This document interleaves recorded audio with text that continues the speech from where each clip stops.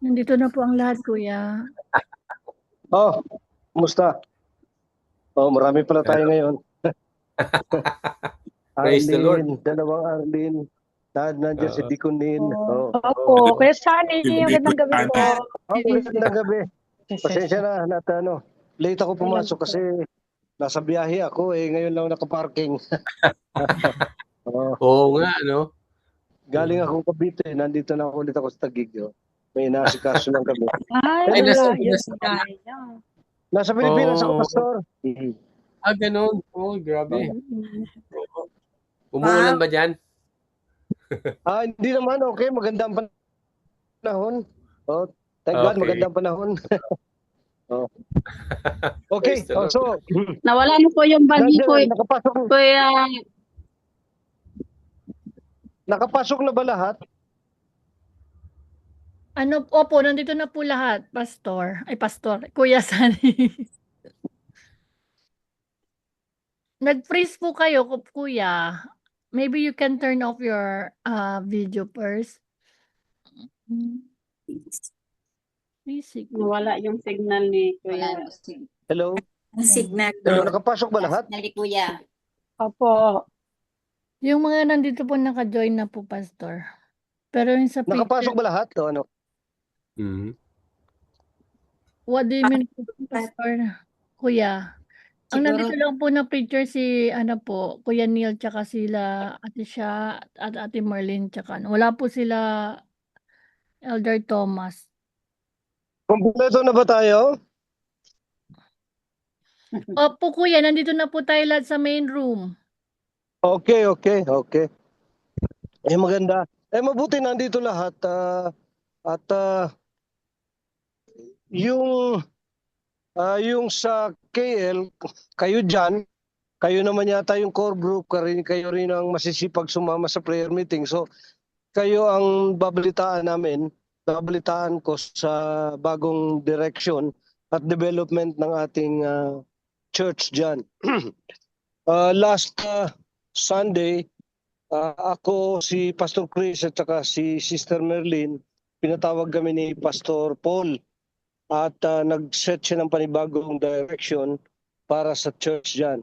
Ang direction niya ay magkaroon na ng isang tao na magli-lead at mag-spearhead ng gawain para mas maganda to kasi para focused ang goals at meron ng goal ang church. At kung aalalahanin natin, ewan ko kung naalala pa ng iba sa inyo, ang pinagmulan ng lahat na ito na nagsimula mag-preach ang mga taga Singapore at napakarami na pagkakataon na binigay sa mga preacher ay dahil sa at that time wala tayong isang point man na pwedeng makapag-spend ng time. At pinag-pray natin to matagal. I think it was as 9 years or more. Ewan ko, kung naalala pa ng iba sa inyo na nangangailangan tayo ng pastor sa Kuala Lumpur. So, finally, I think it is in God's timing and it's God's choice and God's anointment. Sinabi sa atin ni PC na he would like Pastor Chris to spearhead the work there. So in other words, siya ang magiging pastor ninyo. Hindi na yung malilito kayo sino bang pastor. Pati ako tinatawag na pastor. Si Diconel tinatawag na pastor. Which is not so bad. It is actually an honor. But iba yung calling na galing talaga sa Panginoon. And iba yung may anointing ka talaga. So, I think personally, Pastor Chris has been anointed to be the pastor there. So, immediately yung mga schedule ng mga preachers na pupunta dyan, pabalik-balik, ay matigil na, except sa iba na halimbawa ako, nakabili ako ng ticket hanggang May. So, patuloy pa rin ako na pupunta dyan. Si Deacon Neil, I think on March 8, so punta pa rin siya dyan. So ganito ang sitwasyon. Wag kayong mag-feel na, uy, inabandon kami. No. On the other hand, you are now given a mandate and a direction to focus on God's work. Kasi na-mention ni Pastor Paul na there are thousands of souls just doing nothing in Kuala Lumpur, especially in Kotaraya. And we need to gather them. We need to really be focused on them. And we know that Pastor Chris has been faithfully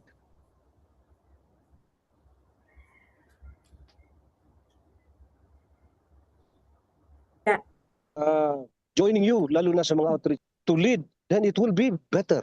Because we will see God's blessing. Hindi naman dahil hindi kayo binibless dahil iba-iba ang pastor, but iba talaga kung iisa ang direction, hindi yung iba-ibang direction. So I'm sure you will agree with me on this in the long run. So ganun magiging sitwasyon, Pastor Chris will be shuttling back and forth from Singapore to KL. It is actually a sacrifice for him and Sister Merlin. But he is willing to do that because he loves you. Because he loves the work that the Lord has given him.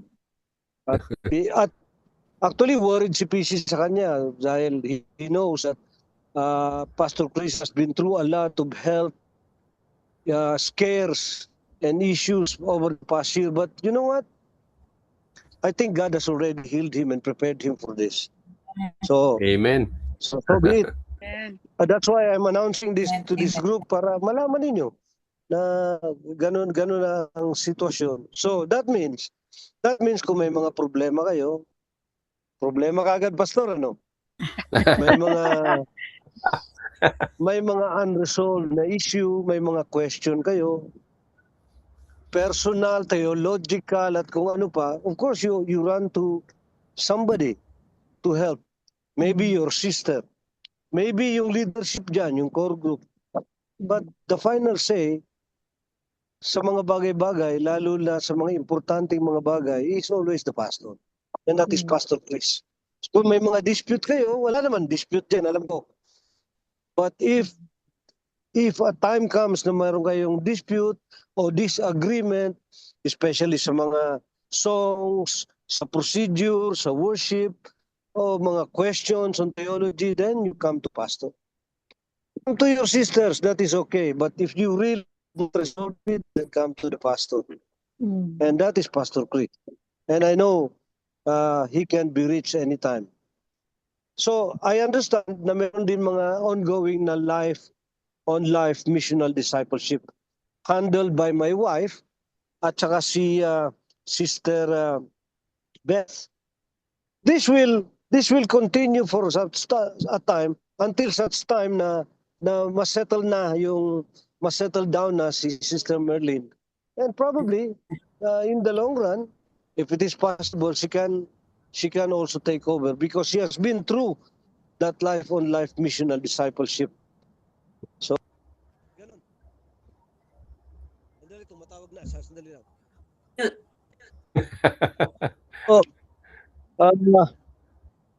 Ganun ang sitwasyon natin. And it is, I think it's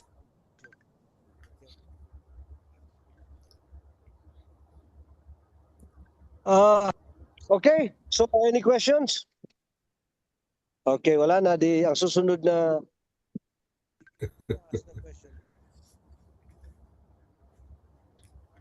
Kuya, dito na rin sila titira sa Malaysia. Sila Pastor Chris. Na sila ng KL. Dito na rin kayo, Pastor Chris, sa Malaysia, titira.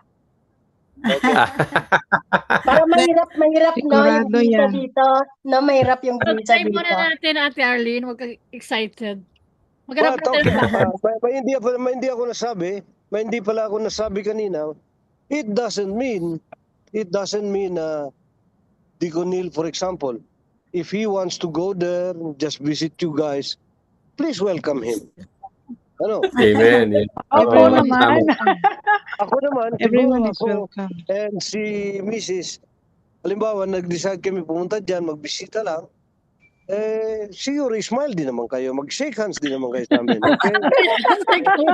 Siyempre naman po kaya sa akin. Reject na, reject And na, then, reject. of course, all of this, if we ever in the future we are going to preach there, it is with the permission of Pastor Chris. Okay? Siya na kasi. We need to have a proper order, especially sa ganito sa church natin. So, Sister Rowena will be reporting to Pastor Chris on things concerning the church.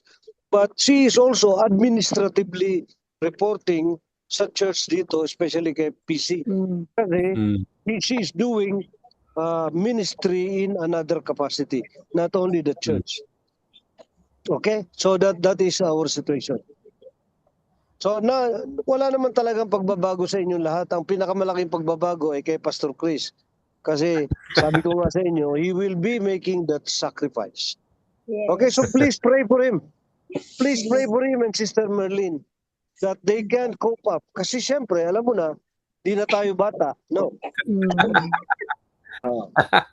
And by the way, yung lahat ng preacher na nakausap ko, they are willing anytime if Pastor Chris will summon them, okay, please, medyo Yes, ikaw yes. muna. Maybe Pastor Yes, Chris has to do something in the Philippines. Then, Yes, it's yes. okay. Tama. Partnership. Oh. All right. So, yun lang po. Kuya, Taken too much of your time. kayo pong magpipray kay magko-closing prayer o sa Neil? Oo, sige. I will pray. Hindi, nandiyan si Deacon Neil yata eh. Okay ka ba, Deacon? Opo, para marinig Nandiyan naman natin si Deacon Neil. Yan, Deacon Neil. Yeah. Opo. Nandiyan din si Sir Beth. Yung ate. Si Beth, nandiyan din. Okay. Ate siya, hindi na ba tayo monthly magkikita niyan? Sa LOL natin? Magkikita pa rin. Kita pa rin. Na, Face to face po. I mean, na-surprise ako. Na-surprise ako sa balita ni Pastor Sunny. Pastor Kasali. Ito mo nga. Na-surprise talaga ako, ha? Na-miss ko naman po kayong lahat. Nakakabigla naman. Bisita pa rin kami, don't worry. Prayer answered na, meron ng pastor talaga dito sa JLCF na which is kailangan talaga natin. Anytime Amen. pwede tayong may lalapitan kasi we know naman sa loob ng church, no? We are not perfect. Yeah. Kasi Amen. maraming nag-aakala pag sa loob ng church ang expectation Okay. napakataas pero hindi pala. Yeah, Kaya it is good. kailangan ng pastor. It's good to have really a pastor, but that also means that if you need to be rebuked, there is somebody who will go, he's going to rebuke you. Okay? Pinapaalala ko lang sa inyo. No, don't be offended if you are rebuked. No, hindi naman. Alam ko naman, mababait kayo. Mababait. No? Deacon Neil. Okay, Deacon Neil, please close us in prayer. Do you want to say anything first, Deacon Neil? Any words of encouragement? Siguro no, in terms of words of encouragement, I think wala na akong ibang mabigay na words of encouragement. I-share ko lang no na that means for how many years no na nag-preach sa Joy. So ang encouragement siguro namin sa inyo ni Ate Merlin is GLCF, the joyful place. No, our hearts is full of joy sa time na pupunta kami dyan. No, nothing basta in spite of all, sabihin natin, sacrifice, difficulties na nasan, but overwhelming ang joy ang serving. No, and we are blessed sa mga ladies na dito na naging ano ba sila, they are an encouragement to us na despite of their situation, they keep on enduring faith ba. Madami silang challenges, but they keep on enduring. Maraming nagpatuloy, despite sa mga pagsubok, personal, family, kahit sa relationship between each other sa mga sa mga kapatiran, but maraming nagpatuloy pa rin. So thankful kami. So ayan ang encouragement na namin na Amen. kung ano yun. Ako, magsalita ako saglit Ayun, lang. ayun, ayun. Sa amin talaga, sa akin, generally, Thanksgiving. Thanksgiving, grateful kami. Hindi ibig sabihin na ayaw na namin sa inyo dyan, no. Na-feel namin yung joy na to be, part si Pastor Chris ng joy din namin. Kasi we've been encouraging them. Pastor, hi, Pastor Chris, sige, make yourself involved ka doon. Tapos sabi ko, Pastor, baka ikaw na yun. Diba? So, thank God talaga. We're so happy. Sabi ko nga, uy, congratulations. Parang sa akin nanalo. No? So, thank God. So, happy and blessed that we have someone na tutok na siya. No? Opo. So, thank God for that. Okay. Amen. Amen.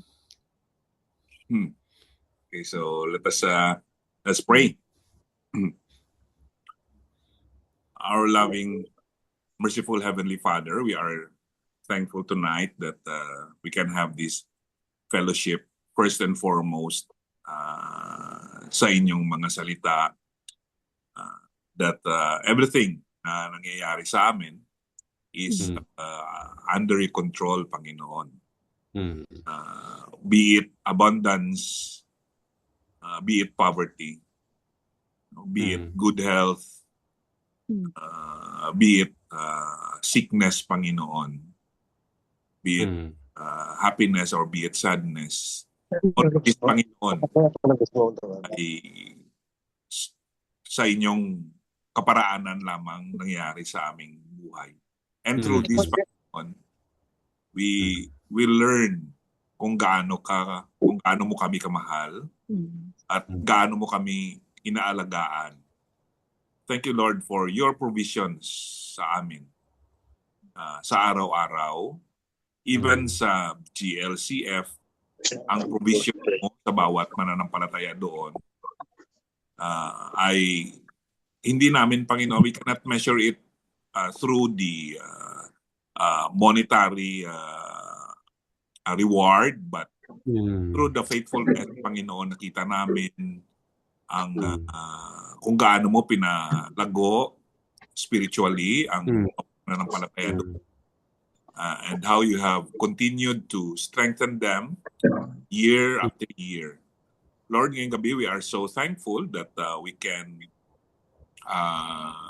have this fellowship to announce yung permanent appointment ni Pastor Chris at Ate Merlin para sa GLCF, Panginoon. Thank you that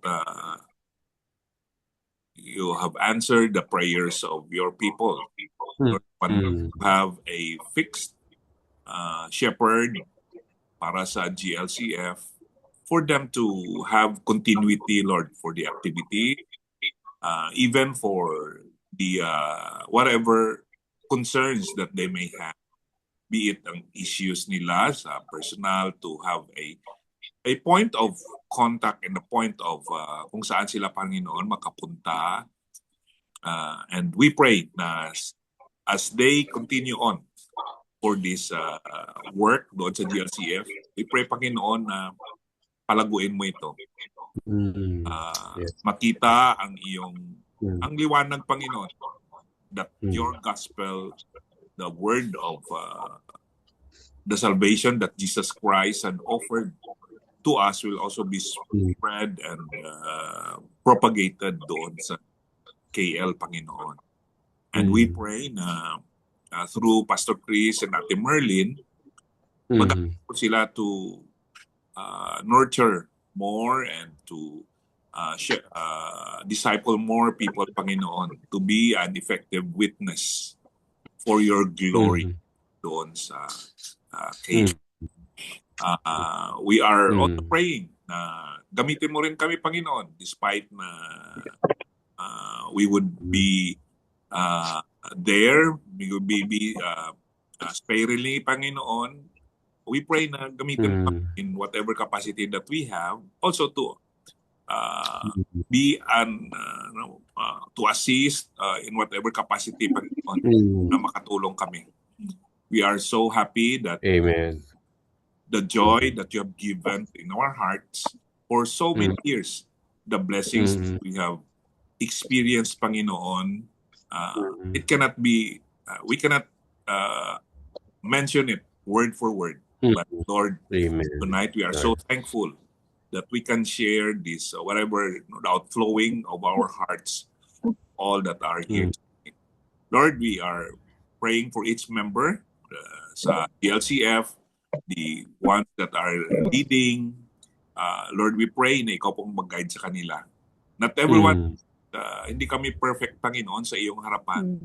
But through the righteousness of Jesus Christ that you have covered us, Panginoon, may we present ourselves holy and acceptable, Lord, sa inyo. Nagpapasalamat kami, Panginoon, again for this time that we can have this fellowship, wonderful fellowship.